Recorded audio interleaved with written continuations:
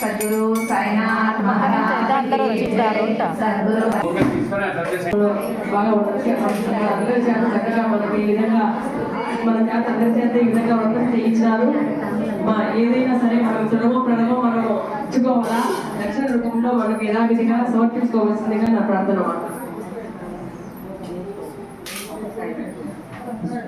తీసుకోండి, టెంకాయ తీసుకోండి. ఎవరు పన్ను ఇచ్చినా శుద్ధ చమనీయం సమర్పయామి.